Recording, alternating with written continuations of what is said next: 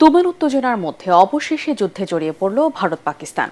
Operation সিন্ধুর আওতায় পাকিস্তান শাসিত কাশ্মীরের 9টি স্থানে ক্ষেপণাস্ত্র হামলা চালিয়েছে ভারত। এতে 8 জন নিহত এবং অর্ধশতাধিক আহত হয়েছে। এর জবাবে ভারত শাসিত কাশ্মীরে পাল্টা হামলা চালিয়েছে পাকিস্তান।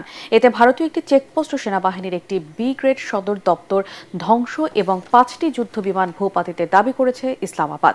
নিহত হয়েছে 3 ভারতীয় নাগরিক। পাঞ্জাবে জারি করা হয়েছে জরুরি অবস্থা, বন্ধ ঘোষণা করা হয়েছে কাশ্মীরের শ্রীনগর বিমানবন্দর। ভারতের হামলার কঠিন বদলা নেবার ঘোষণা দিয়েছে পাকিস্তান। বিস্তারিত শরীফুল ইসলামের প্রতিবেদনে।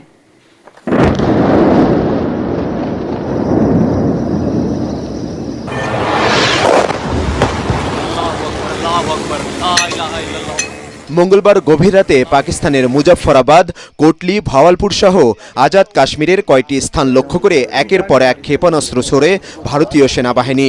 গোলার শব্দে কেঁপে ওঠে চারপাশ। ভয় আতঙ্কে দিক বিদিক ছোটাছুটি শুরু করেন স্থানীয়রা। টানা সপ্তমবারের মতো বেস্ট টিস্যু পেপার ব্র্যান্ড হিসেবে স্বীকৃতি পেয়েছে বসুন্ধরা টিস্যু। আমরা 5 থেকে 6টি বড় বিস্ফোরণের শব্দ শুনেছি। খুব আতঙ্কে আছি।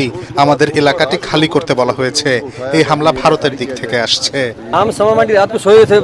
আমরা যখন ঘুমাচ্ছিলাম তখন প্রচন্ড গোলাগুলির শব্দ শুনতে পাই। মসজিদের মাইকে ঘোষণা আসে আমাদের যত তাড়াতাড়ি সম্ভব এলাকাটি খালি করার। ভারতীয় সশস্ত্র বাহিনীর দাবি, জম্মু কাশ্মীরে সন্ত্রাসীদের ঘাঁটি লক্ষ্য করে হামলা চালিয়েছেন তারা। বেসামরিক নাগরিক তাদের টার্গেট নয় বলেও বিবৃতিতে জানায় দিল্লি। এর কিছুক্ষণ পরই ভারতের হামলার পাল্টা জবাব দেওয়া শুরু করে পাকিস্তান। ভারত শাসিত কাশ্মীরের দুধনিয়াল চেকপোস্ট ও সেনাবাহিনীর একটি ব্রিগেড সদর দপ্তর ধ্বংস এবং 5টি যুদ্ধবিমান ভূপাতিতের দাবি করেছেন পাকিস্তানের প্রতিরক্ষামন্ত্রী। ভারতীয় কয়েকজন সেনাকে যুদ্ধবন্দী হিসেবে আটকের দাবিও করেছেন তিনি। নিরাপত্তা প্রস্তুতি হিসেবে পাঞ্জাবে জারি করা হয়েছে জরুরি অবস্থা। পাল্টাপাল্টি হামলার ঘটনায় কাশ্মীরের রাজধানী শ্রীনগরের প্রধান বিমানবন্দর সহ উত্তর ভারতের বেশ কিছু এয়ারপোর্ট বন্ধ ঘোষণা করা হয়েছে। আতঙ্ক ছড়িয়ে পড়েছে যাত্রীদের মধ্যে।